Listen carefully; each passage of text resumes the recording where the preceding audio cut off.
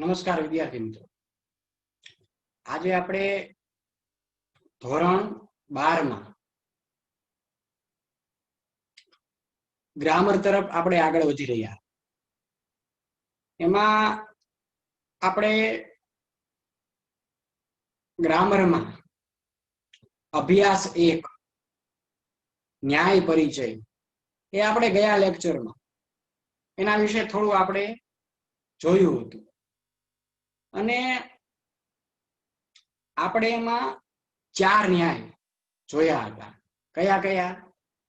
એક હતો અગ્નિશિખા ન્યાય, બીજો ન્યાય હતો વ્યાપાર અવ્યાપાર ન્યાય, ત્રીજો હતો ઇક્ષુરસ ન્યાય અને ચોથો હતો ઉપસર્ગ ન્યાય. એમ આપણે ગયા લેક્ચરમાં આપણે 4 ન્યાય વિશે વાત કરી હતી અને એ લેક્ચર આપણે જે અભ્યાસ 1 ન્યાય પરિચય જ્યારે આપણે શરૂ કર્યો ત્યારે આપણે એવું કહ્યું હતું કે નિરક્ષીર વિવેક ન્યાય એમ કહેવાય છે.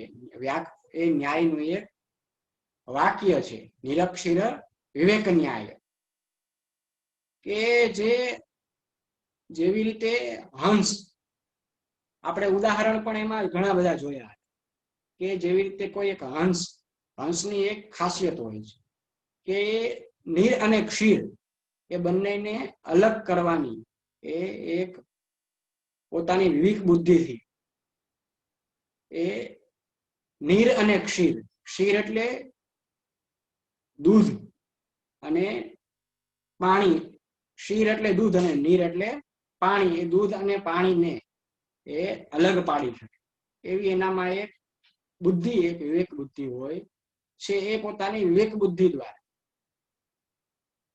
એ નીર અને ક્ષીરને અલગ કરવાની ક્ષમતા ધરાવે છે. એટલા માટે કહેવામાં આવ્યું કે નિરક્ષીર વિવેક ન્યાય.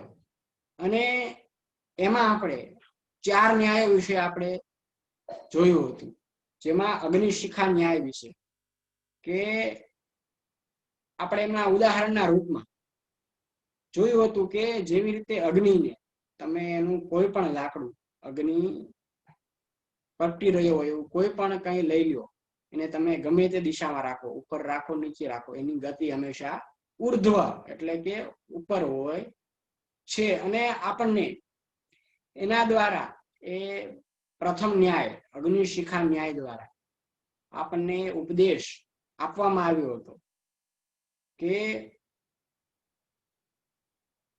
હંમેશા પોતાના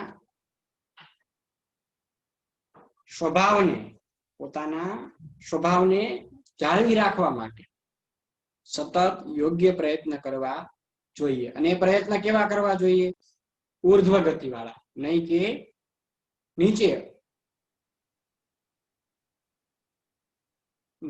નીચેની ગતિ નહીં. એ હંમેશા પ્રયત્ન આપણે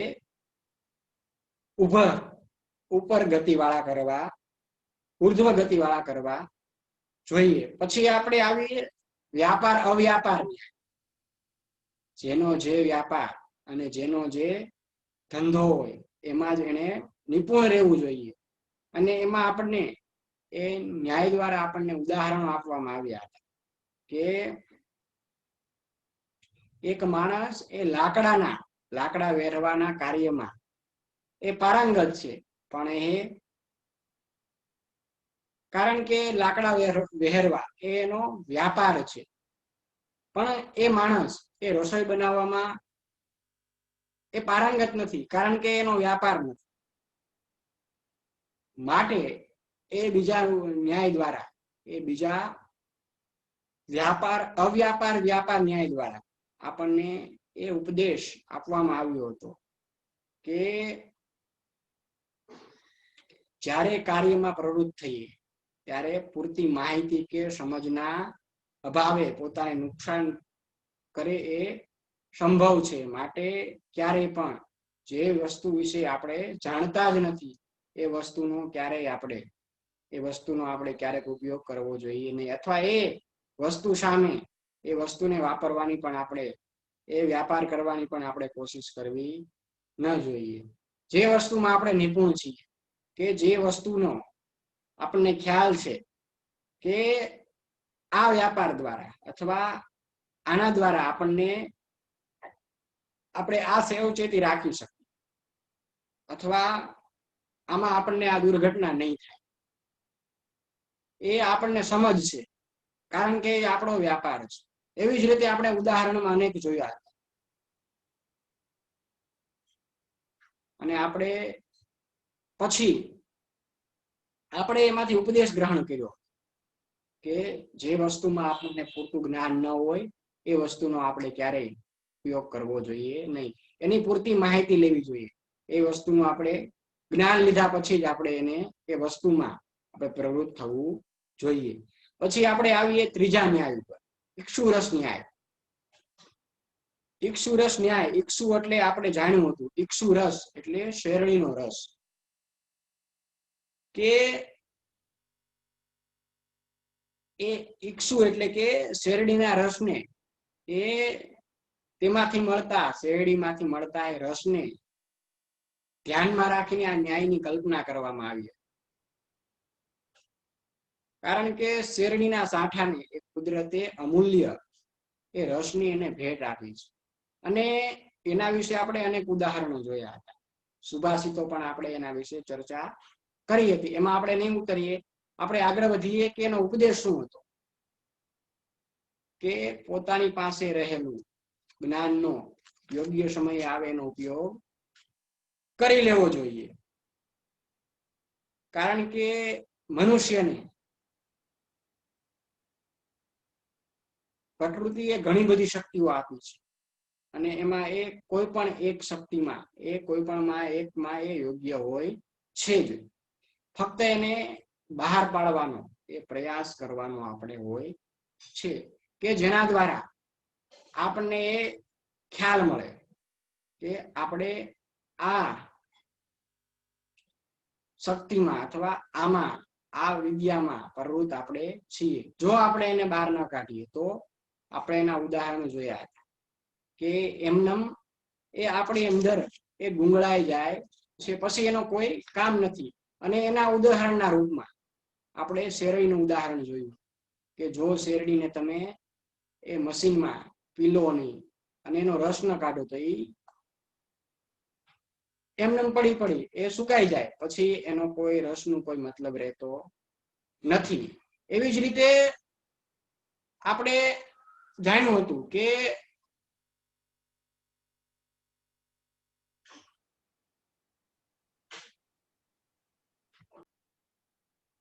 તો આપણે જોઈ રહ્યા હતા કે ઇક્ષુરસ, જો એ રસને એમ આપણી અંદર રહેલા એ જ્ઞાનને જો આપણે યોગ્ય સમયે અથવા યોગ્ય સમય આવે જો આપણે એને બહાર ન કાઢીએ તો એ ત્યાં ને ત્યારે એ ગુંગળાઈ જાય, મતલબ એ સુકાઈ જાય છે, પછી એનો કોઈ મતલબ રહેતો નથી. માટે એ ત્રીજા ન્યાય, ઇક્ષુરસ ન્યાય દ્વારા આપણને એ ઉપદેશ આપવામાં આવ્યો હતો કે હંમેશા યોગ્ય સમય આવે પોતાનું જ્ઞાન અથવા પોતામાં રહેલી વિશેષતા એ બહાર કાઢવી જોઈએ. પછી આપણે આવી આગળ ચોથા ન્યાયમાં, ઉપસર્ગ ન્યાય. અને એમાં આપણે ઉદાહરણ જોયા હતા કે સંસ્કૃત વ્યાકરણમાં વપરાતા એક પ્રકારના અવ્યયો છે જેને ઉપસર્ગો કહેવાય છે. અને એમાં આપણે ઉપસર્ગોના નામ જાણ્યા.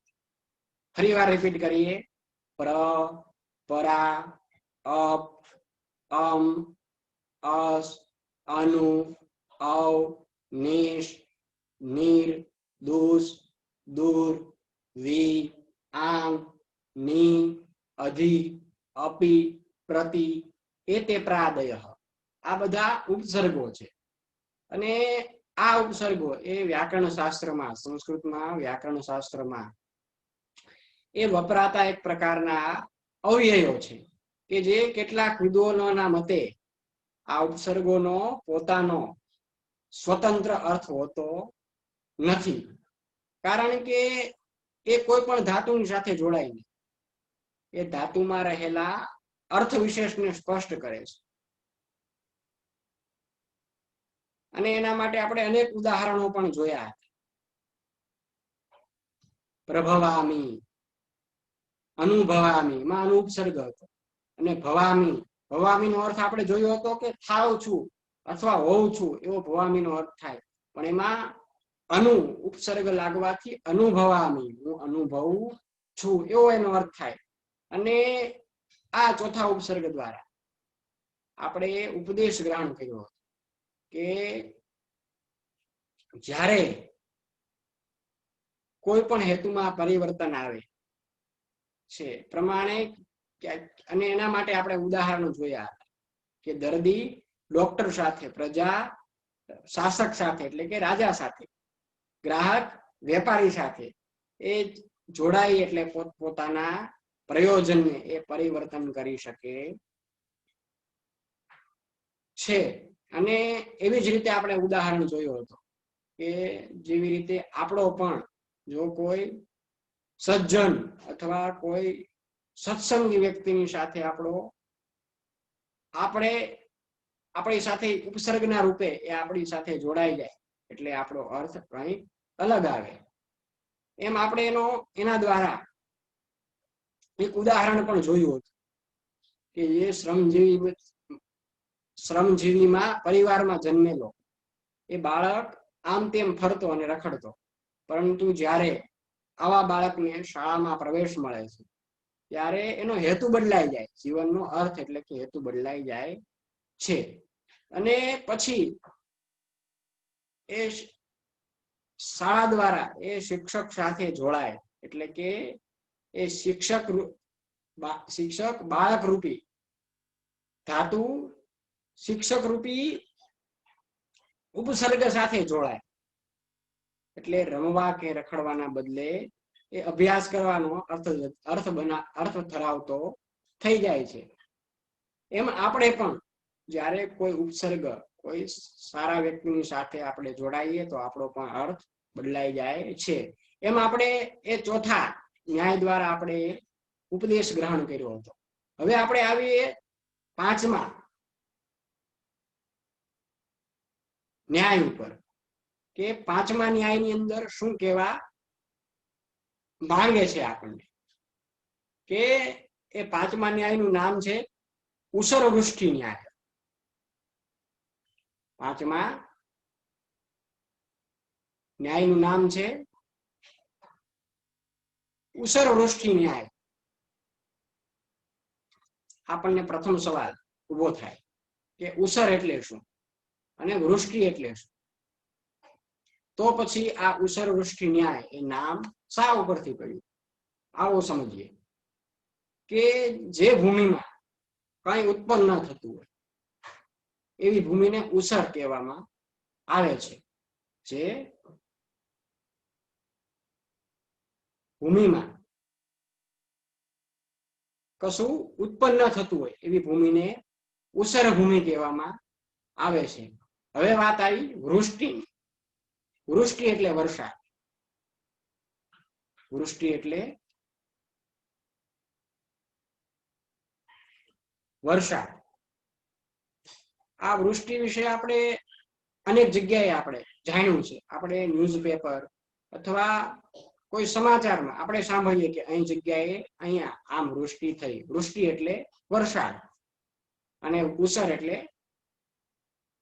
ભૂમિ. ભૂમિને સંસ્કૃતમાં આપણે કે જે ભૂમિમાં કઈ ઉત્પન્ન ન થતું હોય એને આપણે ઉસર ભૂમિ કહીએ છીએ. અને વૃષ્ટિ એટલે વરસાદ. એટલે કે ઉસર ભૂમિમાં થતા વરસાદને ધ્યાનમાં રાખીને આ ન્યાયની પરિકલ્પના કરવામાં આવી છે. જે અહીં આ ન્યાય જેની પરિકલ્પના કરવામાં આવી છે આ ન્યાયની, એનો સિદ્ધાંત શું છે કે ઉસર ભૂમિમાં એ વરસાદને ધ્યાનમાં રાખીને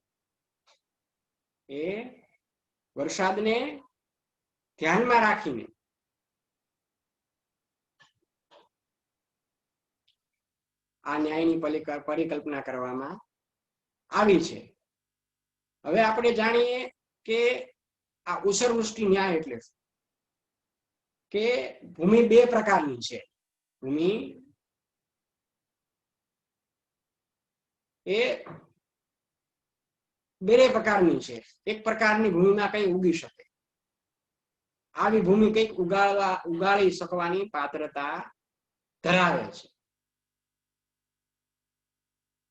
અહીં આપણે સ્ક્રીન ઉપર આપણે જોઈ રહ્યા છીએ કે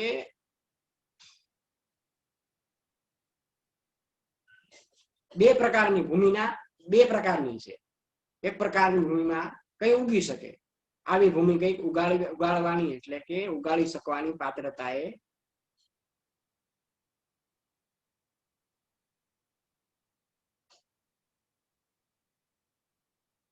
ધરાવે છે.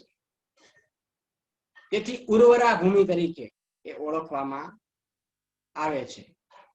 જે ભૂમિમાં કંઈક ઉગી શકતું હોય એને આપણે ઉર્વરા એ ભૂમિના નામથી આપણે એને ઓળખીએ છીએ.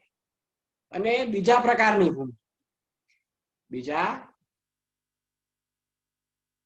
ભૂમિ કે જે ભૂમિમાં કઈ ઉગી શકતું નથી, જે ભૂમિમાં કઈ ઉગી શકતું નથી, આવી ભૂમિ કઈ ઉગાડી શકવાની પાત્રતા ધરાવતી નથી, એટલે એને ઉસર ભૂમિ તરીકે પણ ઓળખવામાં આવે છે. કે જે ભૂમિમાં કઈ પણ ઉગાવવું એ અસંભવ છે, આવી ભૂમિ, કારણ કે એ ઉગાડવાની એ કઈ પણ ઉગાડી શકવાની એ પાત્રતા ધરાવતી નથી. માટે એ ભૂમિ ઉસર ભૂમિ તરીકે ઓળખાય છે. એ તો જાણીતી વાત છે. ઉર્વરા ભૂમિ વૃષ્ટિ વરસાદ થાય એ ઉર્વરા ભૂમિ એટલે શું? આપણે ઉપર જોયું કે જેમાં કંઈક ઉગી શકતું હોય એને ઉર્વરા ભૂમિ કહેવામાં આવે છે. એટલે ઉર્વરા ભૂમિ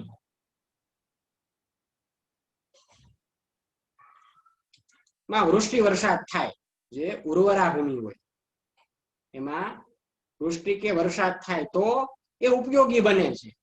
કારણ કે એ ભૂમિ કઈ પણ ઉગાડી શકવાની એક ક્ષમતા ધરાવે છે. માટે એ ભૂમિ જ્યારે વૃષ્ટિ થાય ત્યારે એ ઉપયોગી બની રહે છે. અને જ્યારે ઉસર ભૂમિ એ વૃષ્ટિ થાય તો પણ એ બિન ઉપયોગી બની રહે છે. અહીં બેયમાં તર્ક છે. જો આપણે તર્કની દ્રષ્ટિએ જોઈએ, આપણે ગયા લેક્ચરમાં આપણે જે 4 ન્યાયો જોયા હતા એમાં પણ આપણે થોડા તર્ક અને વિતર્ક જોયા હતા. અહીં પણ એ જ છે કે જે ઉર્વરા ભૂમિ છે એમાં વૃષ્ટિ થાય તો એમાં કંઈક ઉગી શકે, પણ જો આ વૃષ્ટિ ભૂમિ છે કે જેમાં કઈ ઉગી શકવાની કોઈ શક્યતા જ નથી, સંભાવના નથી, એમાં વૃષ્ટિ થાય તો પણ એ બિન ઉપયોગી બની રહે છે. એટલે કે ઉપયોગી થતી નથી. આ ઉપરથી આપણને આ ન્યાય ઉસર વૃષ્ટિ ન્યાય સમજાવે છે કે જ્યાં કોઈ પાત્રતા હોય, જ્યાં કોઈ પાત્રતા હોય ત્યાં કોઈ વસ્તુ પહોંચાડવામાં આવે તો તે ઉપયોગી બની રહે છે. કે ઉદાહરણ આપણે લઈએ કે કોઈ વ્યક્તિ પાસે વિદ્યા મેળવવાની પાત્રતા છે પણ એની પાસે વિદ્યા પહોંચી શકતી નથી. એની પાસે જેને એટલે કે વિદ્યા પહોંચી શકે એનો મતલબ શું કે એની પાસે એ વિદ્યા મેળવી શકે એવું કોઈ સંભાવના નથી. એ વિદ્યા નથી મેળવી શકતો, એનામાં પાત્રતા છે પણ એ વિદ્યા મેળવી શકતો નથી. ત્યાં કોઈ વસ્તુ પહોંચાડવામાં આવે તો એ ઉપયોગી બની રહે. મતલબ કે જો જે વ્યક્તિ વિદ્યા મેળવવાનો પાત્રતા ધરાવે છે, જો એને વિદ્યા મળે તો એ ઉપયોગી વિદ્યા બની રહે છે. પરંતુ જ્યાં કોઈ પાત્રતા જ ન હોય, ત્યાં કોઈ વસ્તુ પહોંચાડવામાં આવે તો તે બિનઉપયોગી બની રહે છે. માટે પાત્રતા જોઈને વસ્તુ આપવી. કે જે વસ્તુની જ્યાં જરૂર હોય ત્યાં એ વસ્તુ પહોંચાડવી. આપણે અહીં આગળ આપણે ઘણા બધા ઉદાહરણો એવા મળશે કે જે વસ્તુની આમાં પાત્રતા જ નથી તો એને દેવાથી કોઈ ફાયદો થતો નથી. એમ કે જ્યાં કોઈ વસ્તુ પહોંચાડવામાં આવે તો તે બિનઉપયોગી બની રહે, કે જેની પાત્રતા જ નથી આ મેળવવાની કે આ લેવાની કે આ ગ્રહણ કરવાની, એની કોઈ પાત્રતા જ નથી. અને એને જો આપણે એ વસ્તુ પીરસીએ, એ વસ્તુ પહોંચાડીએ તો એ વસ્તુનો બિનઉપયોગ થાય, એનો ઉપયોગ થાય નહીં. માટે જ્યાં વસ્તુની જ્યાં જરૂર હોય એ ત્યાં પહોંચાડવામાં આવે તો તે બિનઉપયોગી બની રહે. ત્યાં વસ્તુ પહોંચાડવામાં આવે તો તે બિનઉપયોગી બની રહે. જ્યાં એ વસ્તુની જરૂર જ નથી, એ પાત્રતા જ નથી ધરાવતો, એ વ્યક્તિ એ વસ્તુ માટે લાયકાત જ નથી ધરાવતો, માટે એ વસ્તુને ત્યાં પહોંચાડવામાં આવે તો એ બિનઉપયોગી બની રહે. માટે પાત્રતા જોઈને વસ્તુ આપવી જોઈએ. પાત્રતા જોઈને વસ્તુ આપવી જોઈએ. જેમ કે આપણી સામે ઉદાહરણો છે. એક વૃક્ષ છે, આ વૃક્ષની પાત્રતા ખાતર પાણી જમવાની છે, તેથી આ વૃક્ષને જો કોઈ ખાતર પાણી આપે તો તે ઉપયોગી બની રહે છે. આપણને ઉદાહરણ આપ્યું કે એક વૃક્ષ છે, માની લો એક વૃક્ષ છે અને આ વૃક્ષની પાત્રતા શું છે? ખાતર પાણી જમવાની. કારણ કે વૃક્ષ તો મનુષ્યની જેમ એ કોઈ પણ ખાદ્ય પદાર્થ ખાઈ શકતું નથી. એની પાત્રતા શું? એની જમવાની પાત્રતા શું? ખાતર અને પાણી. તો અહીં કહેવામાં આવ્યું કે વૃક્ષને જોઈને ખાતર અને પાણી આપે તો તે ઉપયોગી બની રહે છે. પરંતુ કોઈ વ્યક્તિ આ વૃક્ષને દાળ ભાત શાક કે રોટલીથી ભરેલો થાળ ધરાવે તો વૃક્ષ માટે બિનઉપયોગી છે. આપણને જે આપણે હમણાં પેલા વાત કરી એ વાત અહીં રિપીટ કરી કે આપણી જેમ એ કોઈ ખાદ્ય પદાર્થો ખાઈ નથી શકતું, અને જો એને એ આપવામાં આવે, અને આપણી સામે ઉદાહરણ કે કોઈ વ્યક્તિ વૃક્ષને દાળ ભાત શાક કે રોટલીથી ભરેલો થાળ ધરાવે તો એ વૃક્ષ માટે બિનઉપયોગી છે. કારણ કે એની જરૂર જ નથી. એની પાત્રતા શું છે? પાણી અને ખાતર. જો એને ઉપયોગ એને દેવામાં આવે તો એ ઉપયોગી બની રહે. પણ જો એને કોઈ ખાદ્ય પદાર્થ થી ભરેલો થાળ દેવામાં આવે, ખાદ્ય પદાર્થ થી ભરેલો થાળ દેવામાં આવે તો એ વૃક્ષ માટે બિનઉપયોગી છે. કેમ કે વૃક્ષમાં એ વસ્તુઓને જમવાની પાત્રતા નથી. વૃક્ષમાં એ દાળ ભાત જે ખાદ્ય પદાર્થ ભરેલો થાળ છે એ જમવાની એનામાં પાત્રતા નથી. એનામાં પાત્રતા કઈ છે? ખાતર અને પાણી જમવાની એનામાં પાત્રતા છે. માટે પાત્ર વગર પાત્ર જોઈને જ વસ્તુ આપવી જોઈએ. આમ જેવી જેની પાત્રતા હોય તેને તે વસ્તુ આપવામાં આવે તો તે ઉપયોગી છે. જ્યારે જેની જે પાત્રતા નથી તેને તે વસ્તુ આપવામાં આવે તો તે બિનઉપયોગી બની રહે છે, અર્થાત વ્યર્થ થઈ જાય છે. આ ન્યાય આપણને સમજાવે છે ઉષર વૃષ્ટિ ન્યાય. ઉષર વૃષ્ટિ ન્યાય આપણને સમજાવે છે કે પાત્ર જોઈને પીરસવું. આપણે એક છે કહેવત કે પાત્ર જોઈને પીરસવું, એમ આ અહીં પણ એ કહેવામાં આવે છે કે જેની જે પાત્રતા નથી, જેની જે વિદ્યા મેળવવાની પાત્રતા નથી, એને એ વિદ્યા દેવી જોઈએ નહીં. અને જો એમ કરવામાં આવે તો એનો બિનઉપયોગ થાય છે, એનો ઉપયોગ થતો નથી. માટે પાત્રતા જોઈને પીરસવું, પાત્રતા જોઈને આપવું જોઈએ, જેથી લીધેલી વસ્તુ અથવા નો ઉપયોગ થાય અને એનો બિન ઉપયોગ ન થાય. એ દ્વારા આપણને ઉપદેશ આપવામાં આવે છે. હવે આપણે આગળ જોઈએ છઠ્ઠો ન્યાય, કંટક વિદ્ય ન્યાય. કંટક વિદ્ય ન્યાય. આ કંટક વિદ્ય ન્યાય એ આપણે જો બોલીએ તો પણ આપણને બહુ જ લાંબુ નામ લાગે, કંટક વિદ્ય ન્યાય. હવે આપણે આ કંટક વિદ્ય ન્યાય વિશે થોડું જાણીએ કે કંટક વિદ્ય ન્યાય એટલે શું. પેલો પ્રશ્ન, કંટક એટલે શું અને વિદ્ય એટલે શું? આ પ્રશ્ન જ્યારે કોઈ આપણે ન્યાય વિશે માહિતી મેળવતા હોય તો આપણને થવો જોઈએ. જ્યારે કોઈ પણ ન્યાય, આપણે પ્રથમ ન્યાય જોયો હતો, અગ્નિશિખા ન્યાય. તો આપણે પ્રશ્ન થયો હતો કે અગ્નિ એટલે શું અને શિખા એટલે શું.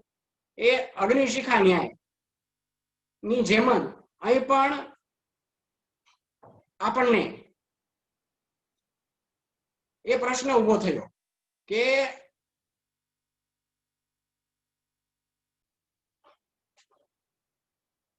કંટક એટલે શું અને વિદ્ય એટલે શું. કંટક એટલે કાંટો અને વિદ્ય એટલે વિંધાયેલું. આ એનો સામાન્ય અર્થ છે. કંટક એટલે કાંટો ને વિદ્ય એટલે વિંધાયેલું. વિંધાયેલો કાંટો. ખાલી આપણે આટલું યાદ રાખી આપણે આ ન્યાય તરફ આગળ કે આ ન્યાયમાં શું કહેવા માંગે છે. જોઈએ આપણે આ ન્યાય વિશે.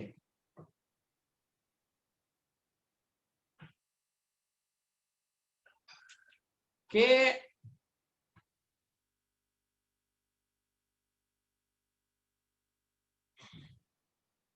કંટક એટલે આપણે જોયું કે કાંટો અને વિદ્ય એટલે વિંધાયેલું. કોઈ વ્યક્તિના પગમાં કાંટો વાગ્યો હોય તે વ્યક્તિને કંટક વિદ્ય કહે છે. આ સંસ્કૃતનું છે કે જો વ્યક્તિને, કોઈ પણ વ્યક્તિની વાત કરવામાં આવી કે અહીં કોઈ વ્યક્તિને જો પગમાં કાંટો વાગ્યો હોય તો એને આપણે કંટક વિદ્ય કહીએ છીએ. એટલે કે જ્યાં સુધી પગમાં વાગેલો કાંટો બહાર નીકળતો નથી ત્યાં સુધી માણસ દુખી રહે છે. આ ન્યાય દ્વારા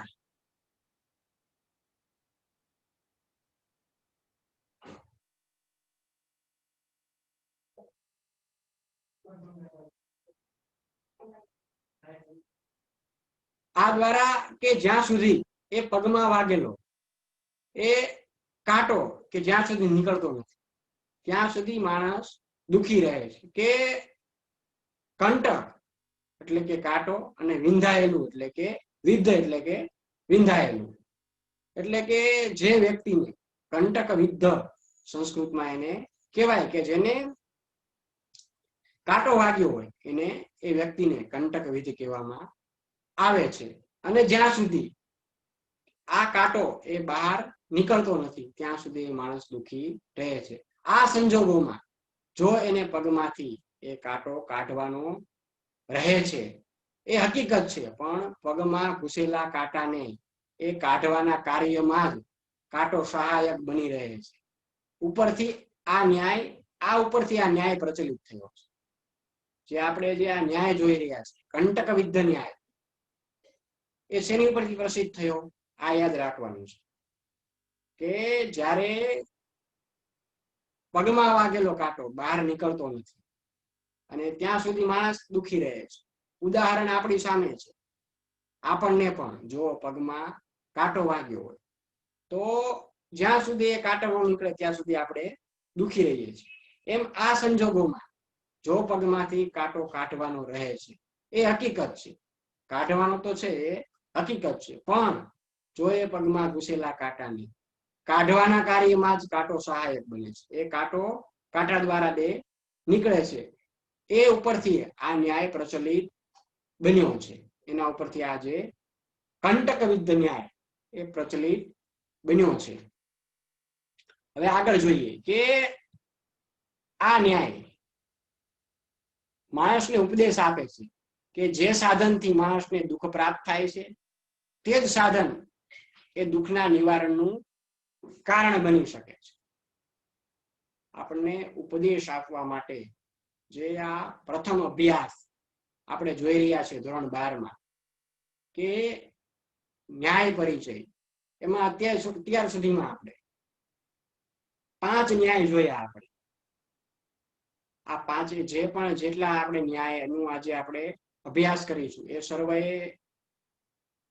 પોતાની ફેરબુકમાં એ લખવાના રહેશે કે આ ન્યાયની અંદર શું ઉપદેશ આપવામાં આવ્યો છે.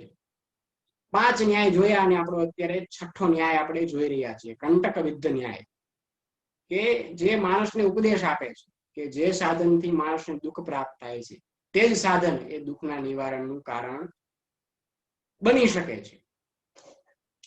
આ ઉપદેશના આધારે માણસે પોતાના રોજબરોજના અનેક વ્યવહારો ગોઠવ્યા છે,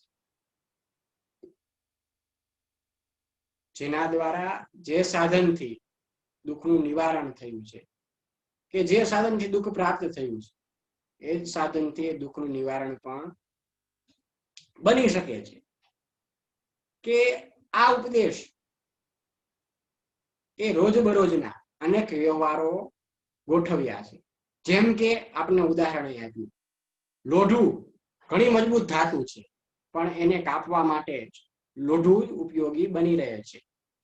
આ આપણી સામે સામાન્ય ઉદાહરણ આપ્યું કે લોઢા વિશે આપણે જાણીએ છીએ એ હટ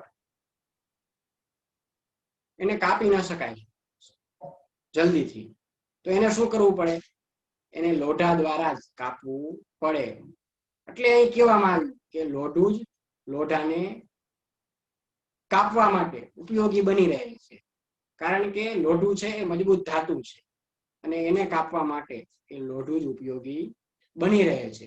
સાપના વિષનું મારણ કરવા માટે સાપના વિષમાંથી જ દવા બનાવવામાં આવે છે. આમ જ્યાંથી દુઃખની પ્રાપ્તિ થઈ હોય ત્યાંથી જ દુઃખનું નિવારણ થાય છે. આ આપણને બીજું ઉદાહરણ આ અભ્યાસ દ્વારા, ન્યાય પરિચય દ્વારા, કંટક વિદ્ધ ન્યાય દ્વારા આપણને બીજું ઉદાહરણ આપ્યું કે સાપના વિષનું મારણ, સાપનું વિષ જો આપણને ચડ્યું હોય તો એ સાપના વિષને ઉતારવા માટે દવા પણ એ સાપના વિષમાંથી જ બનાવવામાં આવે છે. આમ કે જ્યાં દુઃખની પ્રાપ્તિ થઈ હોય ત્યાંથી જ દુઃખનું નિવારણ થાય છે. કે આ ઉપરાંત આ ન્યાયમાંથી એક બીજો પણ ઉપદેશ પ્રાપ્ત થાય છે. આજે આપણે ન્યાય જોઈ રહ્યા છે કંટક વિદ્ધ ન્યાય, એના દ્વારા આપણને એક બીજો પણ ઉપદેશ પ્રાપ્ત થાય છે કે જે કાંટામાં નુકસાન કરવાની શક્તિ છે તે જ કાંટો માણસને લાભ પણ કરાવી શકે છે. ઉપર આપણે કાંટાનું ઉદાહરણ જોયું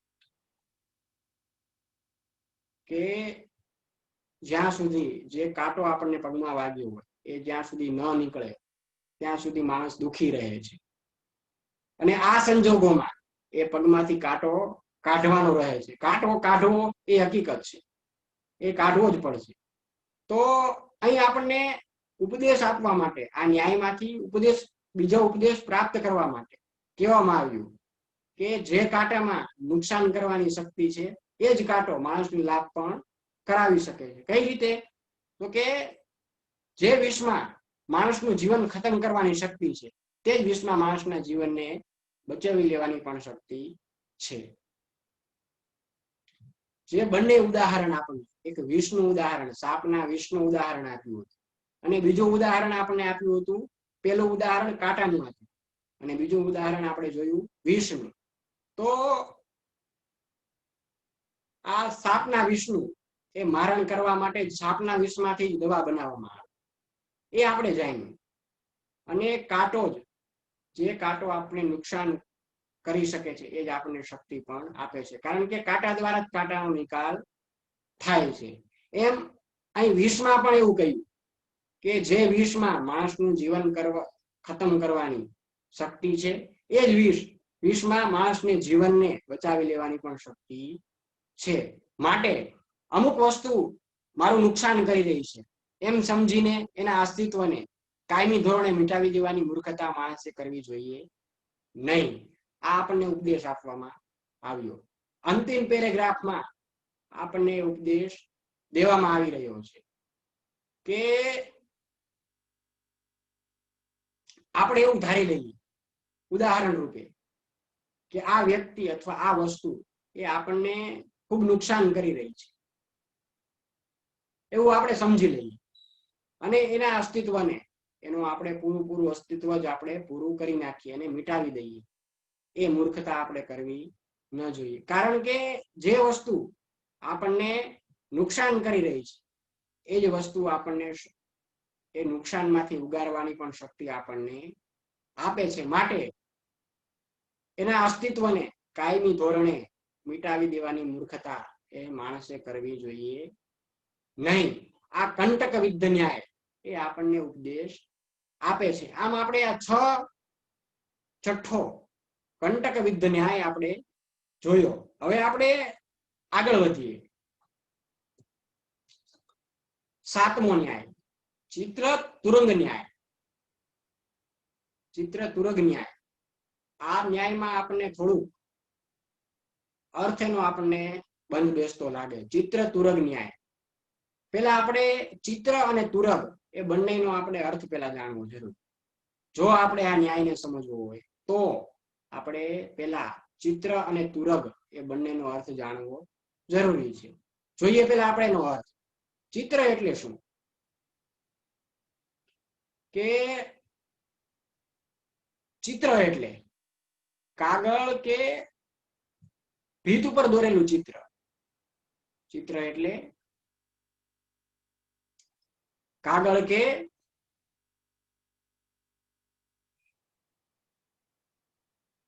ભીત ઉપર એ દોરેલું ચિત્ર. અને તુરગ એટલે ઘોડો. આપણે આ ન્યાયની પરિકલ્પના કરી રહ્યા છીએ. જે ન્યાય આપણે અહીં દર્શાવી રહ્યો છે. ચિત્ર એટલે કાગળ ઉપર દોરેલું ચિત્ર અને તુરગ એટલે ઘોડો.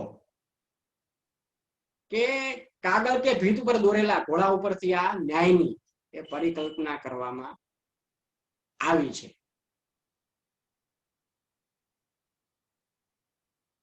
જે ન્યાયની આ ચિત્ર તુરગ ન્યાય ની જે પરિકલ્પના કરવામાં આવી છે એ શેમાંથી કરવામાં આવી? કાગળ કે ભીત ઉપર દોરેલા ઘોડા ઉપરથી આ ન્યાયની પરિકલ્પના કરવામાં આવી છે. હવે આપણને એ સમજાય ગયું કે આ ન્યાયની પરિકલ્પના આપણે કઈ રીતે કરવામાં આવી. તો આ કાગળ ઉપર દોરેલા ચિત્ર, જે ઘોડાનું ચિત્ર છે, એની પરથી આપણને શું ઉપદેશ આપવામાં આવે? એ પ્રશ્ન આપણને મગજમાં આવે. તો ચિત્રમાં દોરેલો ઘોડો એ વાસ્તવિક ઘોડો એ બે પોતપોતાની રીતે જુદા છે.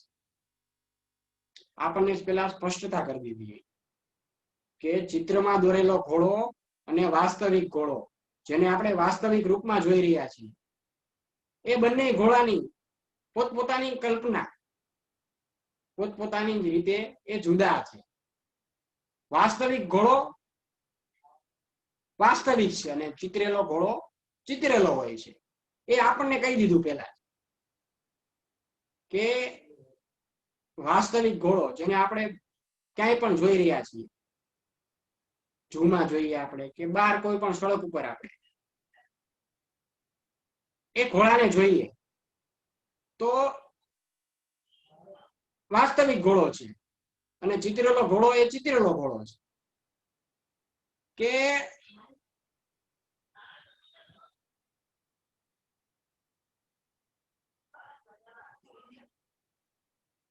કે આ વાસ્તવિક ઘોડો એ ચિતરેલો વાસ્તવિક એ વાસ્તવિક છે અને ચિતરેલો ઘોડો એ ચિતરેલો હોય છે. કારણ કે એક ઘોડો જે વાસ્તવિકમાં છે એ સજીવ છે અને જે ઓલો કાગળ ઉપર દોરેલો આપણે એ નિર્જીવ છે. એ પેલા સ્પષ્ટતા થઈ ગઈ. આ લેક્ચરમાં આપણે જે જોઈ રહ્યા છીએ ચિત્રતુરક ન્યાય એ સર્વ વિદ્યાર્થીઓએ ધ્યાનથી જોવા વિનંતી, ધ્યાનથી સાંભળવા વિનંતી કે જેના દ્વારા આપણને ખ્યાલ આવે કે આ ચિત્રતુરક ન્યાય એ આપણને શું ઉપદેશ આપવામાં આવે છે. એને પેલું આપણને કહી દીધું કે ચિત્રમાં દોરેલો ઘોડો અને વાસ્તવિક ઘોડો એ બંને પોતપોતાની રીતે એ જુદા છે. વાસ્તવિક ઘોડો એ વાસ્તવિક છે અને ચિતરેલો ઘોડો એ ચિતરેલો છે. એક સજીવ છે તો બીજો નિર્જીવ હોય છે. એ પણ હકીકત છે. એ હકીકત છે. એમાં કોઈ પણ જાતનો કોઈ સંશય નથી. કારણ કે જે વાસ્તવિક ઘોડો છે એ હકીકત છે અને બીજો છે એ કલ્પના માત્ર છે. કારણ કે આપણે ચિત્રમાં આપણી કલ્પનાથી દોરેલો છે. માટે એક હકીકત છે અને બીજો છે કલ્પના માત્રનો એ ઘોડો છે. અહીં આપણે જોયું કે એક હકીકત છે ને બીજો કલ્પના માત્ર છે. આમ છતાં એ પણ હકીકત છે કે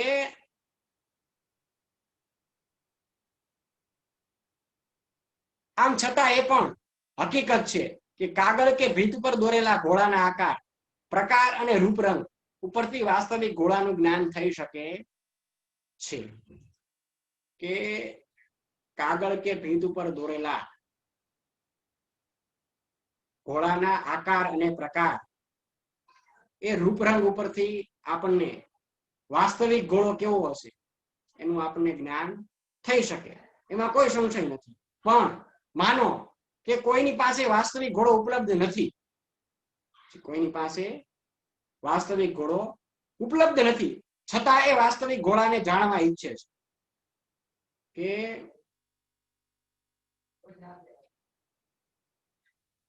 એ વાસ્તવિક ઘોડાને એ જાણવાની ઈચ્છે છે. આ પ્રકારની પરિસ્થિતિ વાળા માણસને ઘોડાની ઓળખ કરાવવા માટે વાસ્તવિક ઘોડો હાજર રહેવો જરૂરી નથી. એટલે કે વાસ્તવિક ઘોડાને જાણવા ઈચ્છવા વાળાને, આ પ્રકારની પરિસ્થિતિ વાળાને માણસને એ ઘોડાની ઓળખ કરાવવા માટે એ વાસ્તવિક ઘોડો હાજર કરવો એ જરૂરી નથી. કારણ કે એને કલ્પના કરી છે કે આ ઘોડો આવો હોય, આ ઘોડાને આમ કાન હોય, આમ એને પગ હોય, એ એને કલ્પના કરી છે. માટે એ માણસને ઘોડાની ઓળખ કરાવવા માટે કોઈ વાસ્તવિક ઘોડા હાજર કરવો એ જરૂરી નથી. એની ગેરહાજરીમાં કે અનુપલબ્ધિમાં પણ કોઈ જિજ્ઞાસુને વાસ્તવિક ઘોડાની સમજ ઓળખ આપી શકાય છે.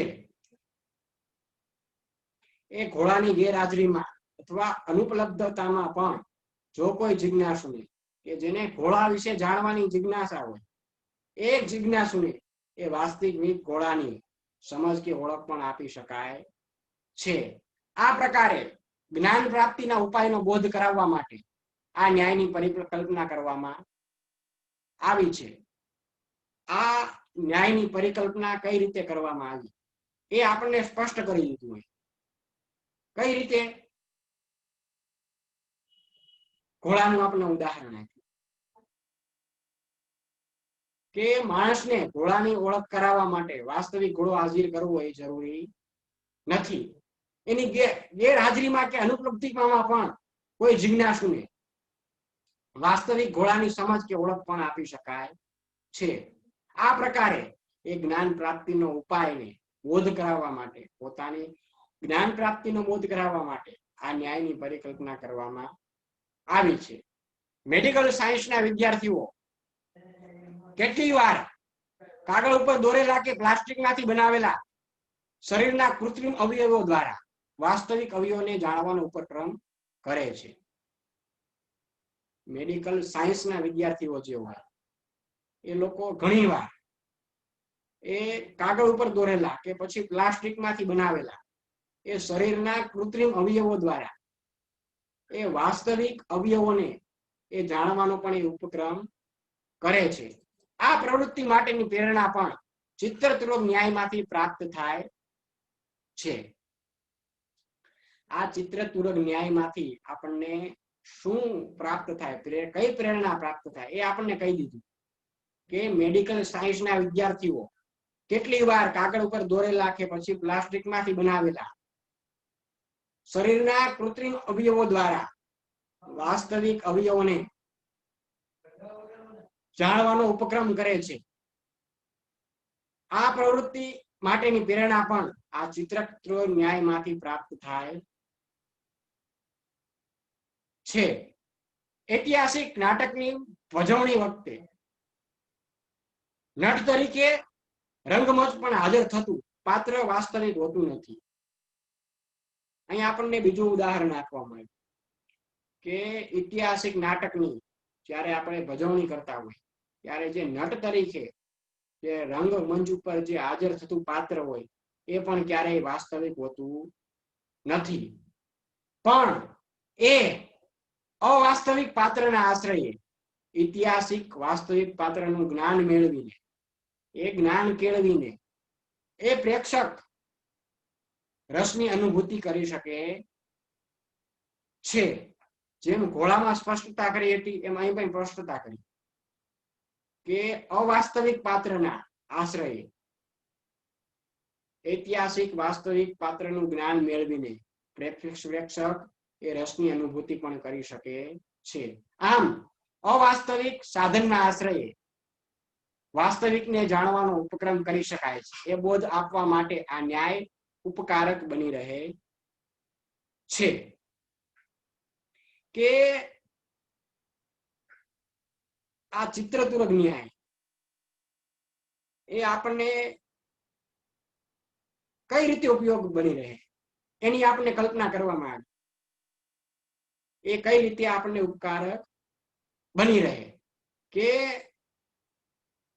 અવાસ્તવિક પાત્રના આશ્રયમાં એ વાસ્તવિક પાત્રનું જ્ઞાન કેળવીને પ્રેક્ષક રસની અનુભૂતિ કરી શકે છે. અને અવાસ્તવિક સાધનના આશ્રયમાં એ વાસ્તવિક જાણવાનો પણ ઉપક્રમ કરી શકાય છે.